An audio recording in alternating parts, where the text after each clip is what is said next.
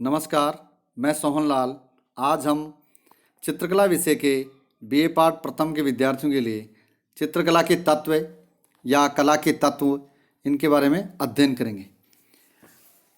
कला मानव के भावों का दृश्यमान रूप है। इसके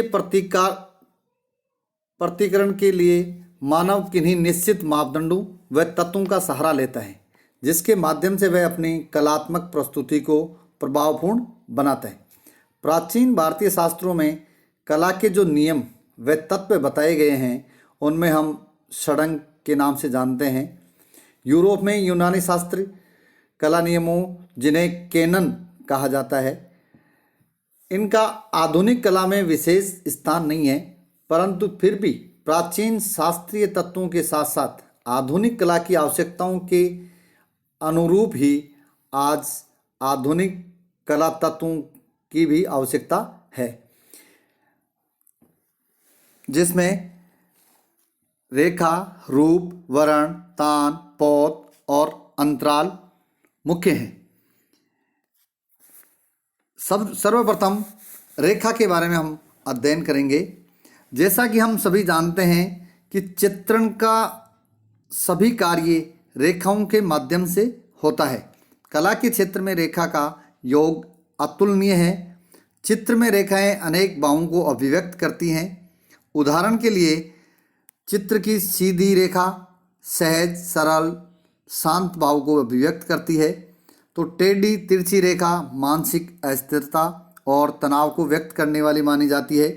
रेखाएं हमारी भावनाओं तथा मनोदशाओं की प्रतीक होती है। हमारे चेहरे और ललाट पर उभर कर कभी वे घृणा को दर्शाती हैं तो कभी क्रोध को, कभी हमारे उल्लास को तो कभी आवेग को। रेखाओं की सहायता से ही चित्रकार अपने भावों, संवेदनाओं को फलक पर विभिन्न रूपों में प्रकट करता है। रेखा के अध्ययन से पूर्व हम रेखाओं का जब निर्माण करते हैं तो उससे पहले अंकन क्या है, अंकन का अर्थ क्या है, इसके बारे में देखते हैं। अंकन से तात्पर्य ये है कि एक धरातल के ऊपर किसी भी प्रकार का कोई मार्क जो छोड़ते हैं उससे है। अंकन का यदि हम शाब्दिक अर्थ देखें तो अंकन धरातल के ऊपर कलम या किसी अन्य यंत्र की सहायता से किसी धरातल पर चिन्ह या मार्क छोड़ते जाना। इस अंकन में यंत्र तथा उसकी संचालन विधि दोनों ही मिलकर ऐसा चिन्ह छोड़ते हैं कि वह अर्थपूर्ण बन जाता है। इस प्रक्रिया के कुछ देर चलने से रेखांकन, लाइन ड्राइंग का विकास हो जाता है, अर्थात बिंदुओं के क्रमिक एवं अबाध योग से रेखा का अस्तित्व सामने आता है। जैसा कि हम देख रहे हैं कि इस डायग्राम में कि जो कंटिन्यू जो ये रेखाएं, जो बिंदु जो चल रहे हैं, वो एक लाइन का यानी कि निर्माण कर रही हैं। और इन बिंदुओं को ही जैसे हम पास पास में लगा करके देखें तो हम देखेंगे कि ये डॉट, रेड वाले डॉट पास पास में लगे हुए हैं, तो एक प्रकार से एक लाइन का यानी कि निर्माण से कर रहे हैं। इसी के साथ हम रेखा की यदि परिभाषा की बात करते हैं तो इसमें देखेंगे कि रेखा दो बिंदु या दो सीमाओं के बीच की दूरी है। कहने का तात्पर्य यह है कि रेखा एक बिंदु ये है और एक बिंदु ये है। इन दोनों बिंदुओं के बीच की जो दूरी है, जो पास पास में भी हो सकती है, जैसे ये और ये बिंदु है, इनके बीच की दूरी की रेखा कहेंगे ये, या पहले वाली जो ये दो बिंदु हैं इनके बीच की दूरी, या ये इनके बीच की दूरी। कहने का तात्पर्य ये है कि रेखा दो बिंदु या दो सीमाओं के बीच की दूरी है जो बहुत सूक्ष्म होती है और गति की दिशा निर्देश करती है, यानी कि एक गति करती है कि यहाँ से यहाँ तक। लेकिन कला पक्ष के अंतर्गत रेखा का प्रतीकात्मक महत्व है और वह रूप की अभिव्यक्ति व प्रवाह को अंकित करती है। अतः साधारण सीमांत व ज्यामितीय रेखाएं चित्र संयोजन में प्रयुक्त रेखाओं से भिन्न होती हैं। अतः कलात्मक रेखा किसी भी आकार की गति एवं शक्ति का प्रतीकात्मक रेखांकन है, जिसका रसास्वादन नेत्र जनित गतिज दिशा से होता है। रेखा व दृष्टिभ्रम। रेखाएं कुछ दृष्टिभ्रम भी करती हैं।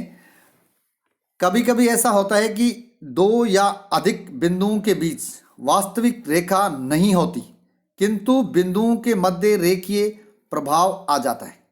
भाई वास्तविक में कोई रेखा नहीं खींची हुई होती है, परंतु फिर भी उनके अंतर्गत एक प्रभाव आता है। इस प्रकार की रेखाएं अनुभूत रेखाएं या फ्लैट लाइन कहलाती हैं।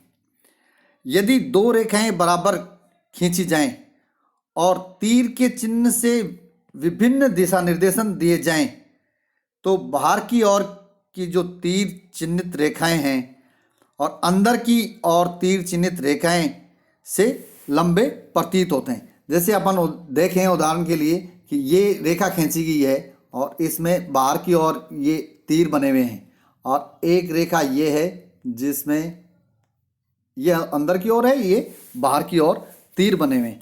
तो इनमें ये होगा कि ऊपर वाली की बजाय नीचे वाली यदि बराबर दूरी की रेखा होती तो वो लंबी प्रतीत होती।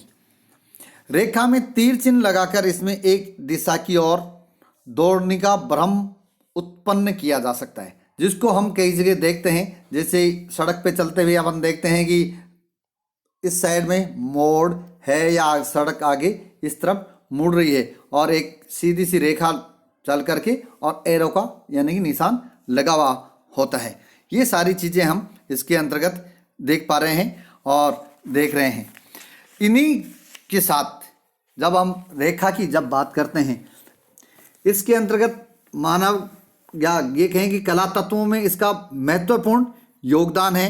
अलग अलग प्रकार के प्रभाव हैं इसमें अंतर्गत, और कितने प्रकार की रेखाएं होती हैं जिनका हम अध्ययन करेंगे।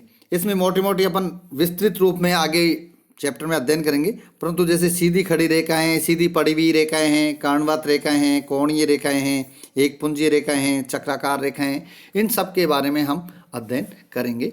धन्यवाद।